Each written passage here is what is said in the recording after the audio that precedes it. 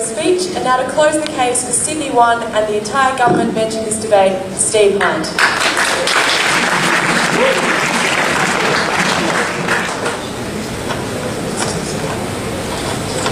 Madam Speaker, flowing from the way in which this debate was set up, the question we have to ask ourselves is this. If we had the chance again to put Aung San Suu Kyi back in charge of Myanmar when she was overthrown in 1989, would we take that chance, knowing what we know now? If we had the chance to put Allende back in charge in Chile in 1974, would we take that chance, knowing what we know now? It was the contention of the closing opposition that the years of abuse and of rape and of torture meant that trying to do something when a regime has just come to power, when it's at its weakest, was not a justifiable policy. We say they are the people who are willing to stand by and allow abuses to happen for sure on a large scale, because as Tim said, he was afraid of the risk. I'll ask three questions in this speech. I'll look firstly at the extension, as it was, from the closing opposition. Let's look at that. What Tim said is that people need to form the idea themselves that they need democracy. Steve. Madam Speaker, that is woefully simplistic analysis. The people of Myanmar formed the idea they wanted democracy. It's that their democratically elected leader was overthrown by the military. The people of Chile, as Tim admitted, 55% of them voted for Allende and he was thrown out. So it's not that these people don't have the idea of democracy, Tim. They're not idiots. It's that democracy is being stolen from them and we propose to give it back to them, Madam Speaker. But what Tim said is that you need peaceful internal means. We say firstly, this is not an external coup. It's about reseating democratically elected leaders. And what Tim said in response to Chris's point of information was, well, you know, the minority are going to fight, so what's the point of taking them on? So Tim's logic was, if the 45% who backed Pinochet are likely to object to their undemocratic regime being overthrown, then we should leave them to run the country until the people they're oppressing eventually, maybe, somehow get themselves out from their yoke. That kind of thinking let Pinochet rule and rape and torture for 20 years. That kind of thinking is practically bankrupt, and that thinking is morally bankrupt.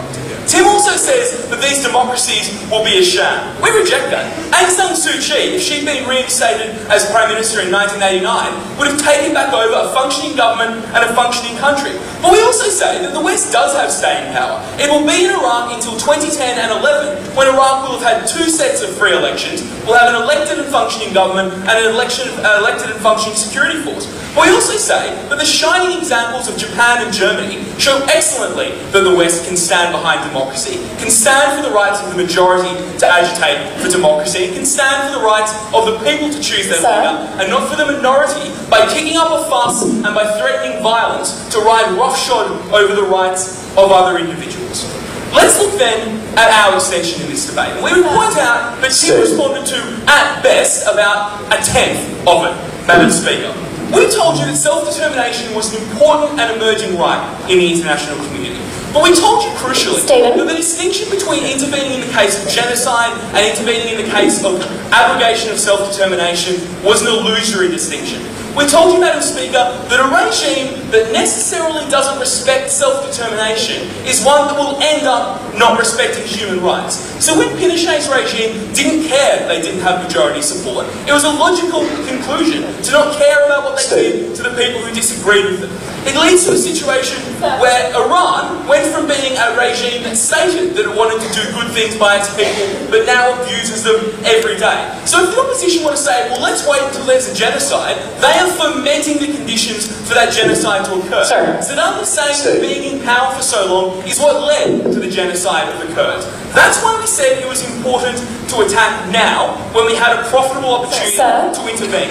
This was the only part of our extension that Tim responded to. He responded with the assertion that, actually, things are somewhat confused after a coup, so it's the worst time. All that proved is that it's also a bad time for an invasion after a coup. What he didn't prove is that it's a better idea to let people suffer for 20 or 30 or 40 years. What he didn't prove is that it's a better idea to later have to go to war as the West had to go to war with Iran. We say that's why that didn't work. Okay. We also told you that authoritarian regimes become externally aggressive and destabilise their regions. This was a key part of the excursion. We said that these regimes start small, but they grow to threaten their neighbours. So Burma is now smuggling weapons for North Korea. Iran had the Shah overthrown and then went to war with Iraq. So nations that don't respect self-determination also don't respect human rights and also don't respect the rights of their neighbours and cause huge problems. I'll take the opening. If you'd like to nip problems in the bud, then how do you also defend that this will be used as a last resort? We say it will be used as a last resort in situations where there are extreme circumstances that need to be nipped in the bud. Like, coups aren't happening every single day of the week, and there aren't, like, numerous opportunities for this to happen. We say, finally, that the integrity of international power is dependent on our ability to use and enforce that international power. The idea of standing on a soapbox and saying that self-determination is a right, that human rights are universal, is only as powerful as our willingness to stand up for them, and we told you that Kosovo was a great example of how being willing to stand up for them helps human rights for more than just the people of the country involved. Let's look quickly at what we heard from the opening half. We heard that the circumstances to intervene need to be limited, firstly because the costs are too high. We say the costs aren't too high. Firstly, it's easier to attack earlier, we've explained that. But secondly, you don't have to have the incompetence of George W. Bush. Tim said, we didn't learn from X mistake, we didn't learn from Y mistake. What Tim missed there is that they were different kinds of conflicts massively. Like, Vietnam was not Iraq, and so mistakes that were made there were not amenable to mistakes that were made in other places. But more importantly, we told you the mistakes that we wouldn't make. Like, we know and will explain to the military commanders, don't dissolve the army, don't go in with fewer troops in your defence, Department tells you, and don't have George W. Bush and Donald Rumsfeld running the show. Sort it out. Then we hear the truism that, well, it will cause deaths. We say that even where the deaths may be higher, and it's difficult to figure out whether or not they're higher after 20 years of rape, torture and abuse, but we say that the sacrifice of those people is a worthwhile one. It is a righteous sacrifice in the name of future rights and liberties for the people of these countries. Let's keep that in mind, Madam Speaker. We're talking about the right of people now in Iraq to exist in a country where they're not abused because of their ethnicity, to exist in a country where they can all access the government services and education, where they're free from arbitrary arrest and torture by Saddam Hussein. When we hear that they're using properly or self-interestedly, we don't think it's going to set a big precedent in terms of Russia, because they are a state that will do whatever they want anyway and find an excuse later.